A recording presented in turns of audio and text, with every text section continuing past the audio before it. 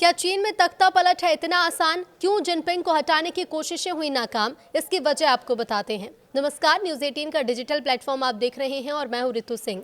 चीन की राजनीति इस वक्त चर्चाओं में है। यहाँ के सैन्य नेतृत्व में बड़े पैमाने पर बदलाव किए जा रहे हैं। यहाँ सेना के टॉप अधिकारी जनरल झांग युक्सिया और अन्य अधिकारियों को जांच के दायरे में रखा गया है। इसमें से कुछ को गिरफ्तार भी किया गया है। चीन की पीपल्स लिबरेशन आर्मी के इस पर्च से सबसे ज्यादा वहां का सेंट्रल मिलिट्री कमीशन प्रभावित हुआ। चीन के इतिहास में इतना छोटा कभी नहीं था। जाहिर है कि राजनीति में इस तरह की हलचल को भ्रष्टाचार और अविश्वास से जोड़कर देखा जा रहा है। कुछ सूत्रों और सोशल मीडिया पर अफवाहें ये भी हैं कि झांग युक्सिया और लियो झेनली जैसे जनरल ने शी जिनपिंग के खिलाफ तख्ता पलट की कोशिश की थी, लेकिन ये विफल हो गई। अब ऐसे में सैन्य अधिकारियों को विश्वासघात के कारण गिरफ्तार किया गया। इन दावों के मुताबिक सेना में मार्शल लॉ जैसी स्थिति है, जहां सैनिकों के फोन जब्त कर लिए गए हैं और गहन जांच हो रही है ताकि विद्रोह या तख्ता पलट को रोका जा सके। तो आखिर चीन की राजनीति में आंतरिक उथल पुथल क्यों? ये दावे मुख्य रूप से पूर्व कम्युनिस्ट पार्टी अधिकारियों और असंतुष्ट लोगों की तरफ से ही किए जा रहे हैं। खासतौर पर सत्ताधारी पार्टी सीसीपी के विरोधी लोग इसके पीछे शामिल हैं। ज्यादातर मीडिया रिपोर्ट्स में तो ये बताया गया है कि चीन में मिलिट्री पर्ज यानी कि सैन्य शुद्धिकरण चल रहा है, लेकिन तख्ता पलट की कोशिश को लेकर कोई पुष्टि नहीं की गई। कुछ विश्लेषक इसे शी जिनपिंग की सेना पर पूर्ण नियंत्रण स्थापित करने की कोशिश के रूप में देखा जा रहा है, जो ताइवान पर हमले की योजनाओं को भी विलंबित कर सकता है। कुछ विश्लेषकों का मानना है कि पर्ज राष्ट्रपति शी के अविश्वास से संबंधित है, न किसी वास्तविक तख्ता पलट से। कुल मिलाकर आधिकारिक रूप से चीन सरकार ने तख्ता पलट की कोई भी पुष्टि नहीं की है, लेकिन पर्ज और अफवाहें संकेत दे रही हैं कि आंतरिक अस्थिरता है। चीन में तख्ता पलट की संभावना सैद्धांतिक रूप से है, लेकिन ये बेहद मुश्किल और लगभग असंभव माना जाता है, खास तौर पर चीनी कम्युनिस्ट पार्टी की मजबूत संरचना और वहां के नियंत्रण तंत्र के कारण।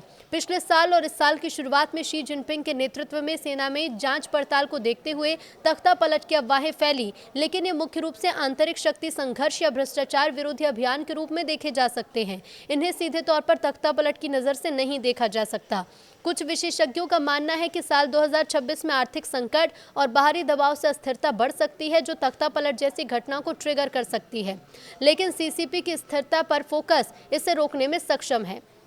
अब इस सवाल का सीधा जवाब दिया जाए तो कहा जाएगा नहीं, क्योंकि चीन में तख्ता पलट आसान नहीं है और ये लगभग असंभव के करीब है। इसकी वजह किस वजह से है और किस तरह से है वो भी जान लीजिए। पीपल्स लिबरेशन आर्मी सीसीपी का ही हिस्सा है, न कि एक स्वतंत्र संस्था।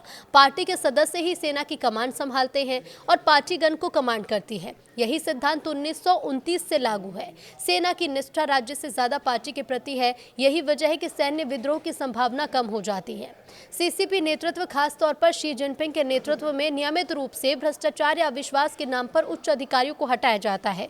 अब ऐसे में संभावित विद्रोह पहले ही दब जाता है। सैनिकों के फोन जब्त करना और विचारधारा का अध्ययन जैसी चीजें तख्ता पलट को रोकती हैं। कम्युनिस्ट सिस्टम में पार्टी की एकता और केंद्रीकृत शक्ति कूप्स को दुर्लभ बनाती है। विदेशी विशेषज्ञों के मुताबिक सीसीपी की ब्लैक बॉक्स राजनीति और सेंट्रल मिलिट्री कमीशन का सख्त नियंत्रण किसी भी प्रयास को विफल कर देता है। इसके अलावा बेरोजगारी और जनसांख्यिकीय संकट अस्थिरता पैदा कर सकती है, लेकिन ये सेना की बजाय नागरिक असंतोष से ज्यादा जुड़ी है। हालांकि इस वक्त बाहरी दबाव जैसे ताइवान पर तनाव या फिर यूएस के साथ व्यापार युद्ध चल रहे हैं, लेकिन इतिहास गवाह है कि ऐसे वक्त में सीसीपी और सख्त हो जाती है। तो क्या पहले कभी हुआ था तख्ता पलट? पीपल्स रिपब्लिक ऑफ चाइना की स्थापना के बाद कोई सफल सैन्य तख्ता पलट नहीं हुआ। सीसीपी ने कई पर्ज और आंतरिक संघर्ष देखे हैं, लेकिन ये पार्टी के भीतर ही रहे। साल 1971 में माओ जेडोंग के उत्तराधिकारी लिन बियाओ पर तख्ता पलट की कोशिश का आरोप लगा। वो भागने की कोशिश में प्लेन क्रैश में मारे गए। इसे चीनी इतिहास में असफल तख्ता पलट माना जाता है, हालांकि कुछ लोग इसे फैब्रिकेटेड भी कहते हैं। इसके अलावा 1966-1976 में कल्चरल रिवॉल्यूशन के दौरान बड़े पैमाने पर हत्याएं और पर्ज हुए, लेकिन ये माओ की नीति से थे, न कि सैन्य तख्ता पलट। 1920-1940 के दशक में सीसीपी के शुरुआती सालों में कुछ घटनाएं कैंटन कू जैसी घटनाएं हुई, लेकिन ये पीआरसी से पहले थी। अगर कुल मिलाकर कहें तो सीसीपी की संरचना ने तख्ता पलट को रोका ही है और कभी भी ये सफल नहीं हुआ।